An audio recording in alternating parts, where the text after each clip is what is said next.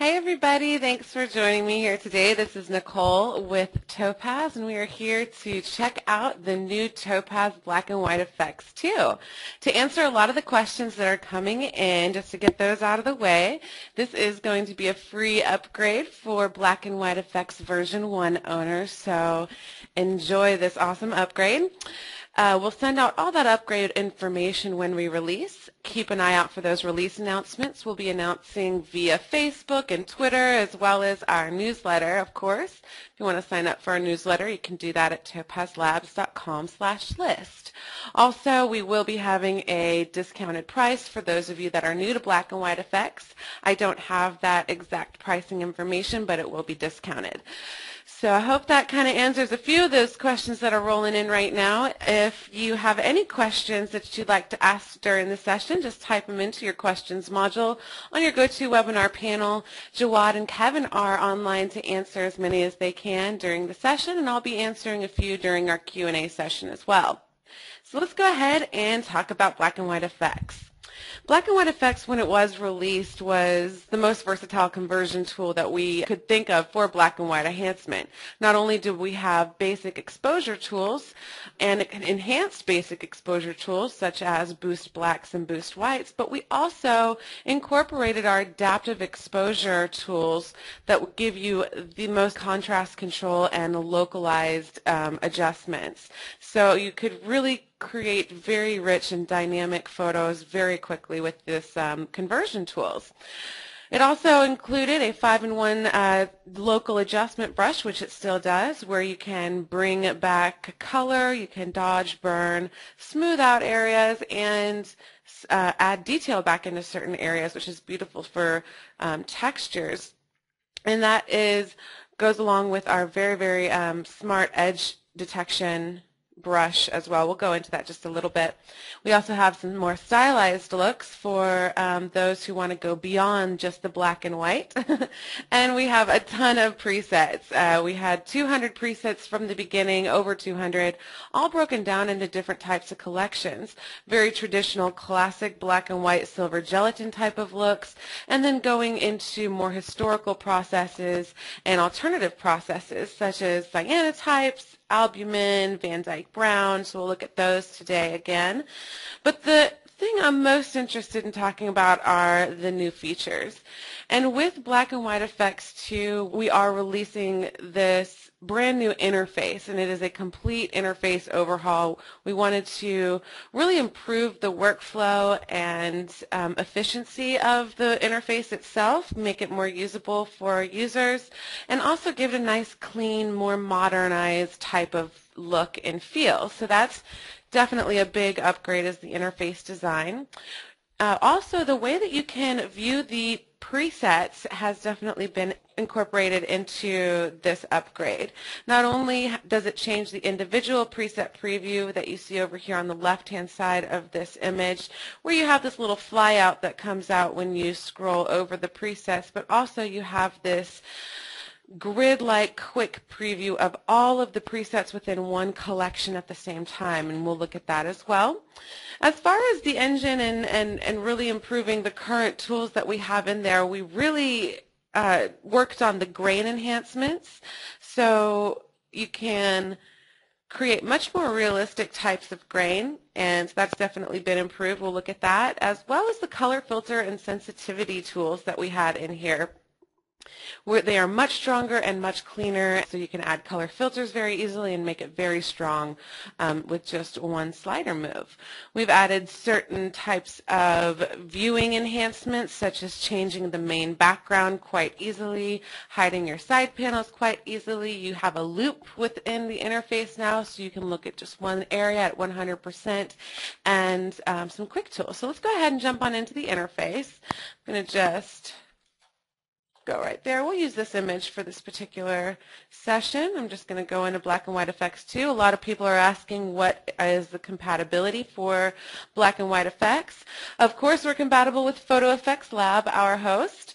And just for you Photo Effects Lab users out there, please know that you will need to download and install the latest Photo Effects Lab that we will be releasing along right with the black and white version 2. It doesn't have any sort of upgrade, but the current version will only recognize version 1 of black and white effects, so you'll need to download the latest if you are upgrading to black and white effects 2. All right, also we're compatible with Photoshop, Photoshop Elements, Lightroom, Aperture, iPhoto, PaintShop Pro, other programs as well. So take a look at the compatibility requirements to check out and make sure that you have a compatible host program. So this is the new interface. I'm so excited about it. I think it looks so clean and modern, and I'm really stoked about this. So let's start over here on the left-hand side. We still have the basic panels that are the same. Over on the left, we have our presets, collections, along with the actual presets within each collection. And as you can see, as I scroll over these particular presets, this floating flyout pops up with a much larger preset preview than we had previously. That was a lot of P's, preset preview previously. If you want to change the collection, you just click on the collection that you're interested in. You'll see a little preparing views pop up, and basically what it does is it just loads all your presets one time. So once you go into each collection, it'll do that once, and then you can go scroll over these very quickly, as well as come up to the grid next to these collections. Click on that, and you immediately have a grid view of all of the presets within that certain collection. You can scroll through them, see which one you like, and see what would look best for your particular image. Click, and it will be applied to your main preview window. We have not only the traditional collection, which you saw here. It's going to be more traditional types of silver gelatin type of looks that you could get in the current darkroom, wet darkroom of course. So you'll have some warm tone areas such as warm tone white border, and then you'll have some cool tone, but it's the more silver gelatin collection. Then you have toned collection, very realistic types of tones that you could get within the wet darkroom, such as a copper red tone, more antique sepia tone, antique dyes, etc., etc. Then you have your Stylized Collection, which is kind of where the and beyond, the black, white, and beyond goes or comes from. You're going to have many more stylized types of looks, such as the one you see here, ones that start to give you a certain type of look, like maybe an aged effect of an older photograph, perhaps even more of a red scale feel to your image where you start to go like it's an aging color photo. So many different types of look within the Stylized Collection, which again you can check out within this main grid view, and you'll see everything you have available here. So it's very fun, all of these different new views to look at your preset collections.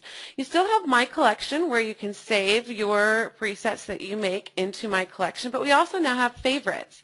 The way that you select a favorite is you say, okay, I really like this particular, let me go to a cyanotype collection. And this Cerulean Cambridge, which I believe we're on. Yes, Cerulean Cambridge Dynamic is one of my favorite cyanotype presets. So I'm just going to come over and click on the star underneath preset. You'll see that the star is now chosen next to Cerulean Cambridge Dynamic, and if I go into my favorites, you'll see that I now have that Cerulean Cambridge Dynamic, and I can just click on it within there and it will pop up. We also have our Snapshots tools within the collections instead of over on the right with the adjustment tools. Snapshots are basically a snapshot of what you are looking at on your screen. So it takes a snapshot of the adjustments that you've made over here on the right, and then you can sort through them all. So if I come over here and I want to open up maybe some of my get a little brighter areas going, and I want to take a snapshot of that, I can just click on this little camera over here on the left. If I go down to my snapshot 1, you'll see that it is right there. Click on it, and voila. You can have up to 99 snapshots that you can scroll over within the same interface, just like you had in the last version as well. We still have our save, delete, import, and export options right here, and we have a lot more preferences down here in the menu as well. Within the preferences, you're now able to choose how many items or how many images, little presets you want to show per row in the grid view. Currently I'm at 4 because I like them big and pretty. You can actually just go up to 6, so you can, they're supposed to be, somewhat larger previews, so you can go up to 6 and go down to 3, I believe. You can turn on interactive sliders still. You can also now choose to not show your colored before image or choose to show it. By default, it's going to now show you the neutral grayscale image. It used to, when you clicked on your before and after, show you the original color image because that was your before image, but really people weren't thinking that it was helping them very much in their black and white conversion adjustments. So we decided to go to a neutral grayscale before, and if you don't like that, if you do want to go to your colored image, you can choose that within your preferences. Here in the main preview window, we do have some additional tools as well. We have the split screen, which we had in the last, but now instead you'll have your neutral grayscale. And we have the before and after button here as well. Instead of being 2 different tabs, it's just this one to click on and off. We have all of our viewing options. Let me go to a different favorite of mine. We'll do the warm tone white border. All right, now we can go to 1-to-1, which is going to get us to 100% view of this image, allowing for us to scroll over here on the right top side, which is our navigation window, exactly where we want to be. You can go to the fit view, which will fit the entire image within the preview window area. You can use these zoom ins and zoom outs to get exactly where you want to be if you don't want to be at 100 or fit. And then over here on the right, we have some new tools. Here we have our loop. So let me just click on it, and what will pop up is instead of a mouse, crosshairs for you. And if you want to just click exactly where you want to look at your image at 100%, you'll see that 100% view in the loop screen. You can click out of the loop screen by just Xing out. If you want to look at your image without the side panels, you can click on your different viewing options here until you get to that and open up your side panels again very easily. You can also still drag, so that is something you can choose to do instead as well. And then to the right of that is going to be the way to change your background color. So now we can actually look at it with a background, different types of gray or white. So very convenient for you to check it out how it looks against a different type of background. Over here on the right, again, we have that preview navigator still, and then below that we have a new area called our Quick Tools menu. Here is where you can conveniently quickly add color filters. So if I wanted to add a red filter, I could just click on that. One will pop up and I can increase my strength to where I want it to be. So I was quickly able to go from this image, changing my tone, brightening up the reds, darkening my blues very quickly. I can choose any sorts of filter to start off with to see how it might look. So that's a lot of fun. You can also increase and decrease your contrast with these quick tools. You can increase and decrease your brightness. You can increase your adaptive exposure, which I think is just really essential for this quick tool area, because it will immediately add some dynamic topaz conversion to it. You can see that just pop on up. And then if you want to, let's say, get directly into a burn or dodge brush, you can just click on it. So your burn brush is to the right. You can come in and just begin. Now this is a little heavy-handed here, but you can just start to burn in the areas that you want to burn in. You'll see that down here on the mask.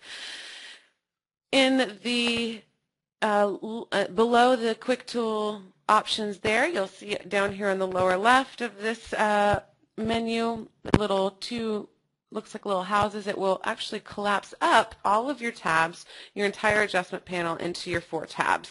And that's really helpful, especially if you've opened them all up and are scrolling down through this long menu and you want to kind of go back up to the top.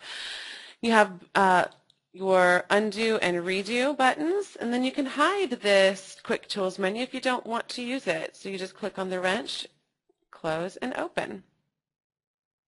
Also, you have this little navigation icon, and that will hide and open your navigation window. Down in the actual adjustment panel, there's not a lot that has changed that you can actually view, but there's quite a bit has been done. Let me reset this. Not only the look and feel of it, of course, that's different and improved in my opinion. When you open it up, of course, the sliders look much different. It is all feeling a little bit, feels better to me. I hope it does to you guys as well. Within each area, you still have a check mark that will turn the adjustment, that current little adjustment sliders on and off, so you can see a before and after for just that particular one. You still have your reset all if you want to reset everything back to your default menu, but now you also have a little question mark. Some people say, well, what is adaptive exposure? What will this particular tab do? Click on your question mark and a more thorough explanation than just the pop-up tips will show up for you to see exactly what's going on in this particular adjustment panel. So let's talk about what we've changed within the kind of back end of things. Within the basic exposure, we have decreased the sensitivity of these particular sliders. It was just a little too sensitive. If you moved your slider at all, it would really decrease the brightness or increase the brightness. So we changed that sensitivity, giving you a lot more control over adding exactly the type of basic exposure control you'd like. So we did decrease that. We still have the boost blacks and the boost whites. Down in the adaptive exposure, we did not change anything on the back end, but it's still amazing, and I love it because you can easily come in and just put some adaptive qualities in there. Here's before, here's after, and just do something really beautiful very quickly. But we did add a lot of work to the color sensitivity and color filter. Not only did we decrease this or increase the ability, the strength, but also the quality of the adjustments that were occurring. So now you're able to come in, for example, to your color filter, maybe add a red color filter, and you can get a very strong color filter adjustment and still have it be very high quality. So this is great if you have really bright blue skies. You can make them really, really dark very, very easily. And to change the color filter, you can just change these sliders to see how it would all affect everything. We also did this with the color sensitivity. So let's say I just wanted to change the red around my landscape here. Can easily do that. Again, strength was increased and much higher quality adjustments. I'm very excited about the color control adjustments that the developers worked on. All right, we still have our curve tool in here, the same creative effects. Nothing was really changed here. Again, just the feel of them, simplify, diffusion, posterize, and camera shake. We still have our local adjustments brush, which has the awesome edge aware technology in there, and then the finishing touches as well. One of the best things I think that enhancements on the back end that we did do again was that film grain. We still have the same sliders and the same presets. Remember that the presets are coming from true grain that was scanned in from that type of film. So it's a very realistic source. And now you can really make a very realistic grain added to your image with the adjustments or the enhancements that development has done. So let's go 1-to-1 and I'll show you some of that. It's always good to look at 50%. I'll go back a little. 50% or 1-to-1 when you're looking at grain enhancements. So you can actually see the grain. Here's before. Here's after. Now this is Kodak Tri-X 400 with my grain contrast and grain size at the default setting. Now let's say if I go to my T-Max Pro 3200, you'll see it is very, very realistic. This feels exactly like, at least to me, some of the 3200 film that I've seen before, or 3200 processed images. You can come in and you can really increase that contrast to get it even heavier, and you can just really, you know, some people are not a fan of grain, but if you do like grain and you do want that more authentic black and white film type of imagery, this is a great film engine at this point. Still have our borders, edge exposure, vignette, and transparency. Again, the transparency will let you bring back in some of that original color to get you very interesting looks. We really take advantage of that within the Stylized Collection as well as the Opalotype Collection. Let me go to Fit and maybe go to hand tinted. There we go. We start to see that hand tinted type of look and feel within that Opalotype Collection, and that's going to be looks like that because of this transparency. If you click on it, all that color goes away. All right, then you have your reset, cancel, and OK button. So this gives you a nice idea of some of the changes that are coming out. Again, this is a beta version. There were a couple little kinks that I just ran into, so I'll definitely report those. Again, it is a free upgrade for version 1 owners, so definitely take advantage of our free upgrades. This is a great free upgrade. This interface is definitely going to be worked on and perfected as we continue to upgrade or do major upgrades to our other software. You'll see this implemented in, or at least that's the idea right now. If you have any questions, go ahead and type them into your questions module. I'll go ahead and answer as many as I can here in the next 5 minutes, and then I'll announce the winner of Topaz Black and White Effects.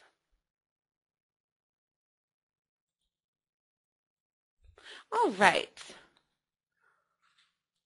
I'll go to my Platinum preset, which is one of my favorites.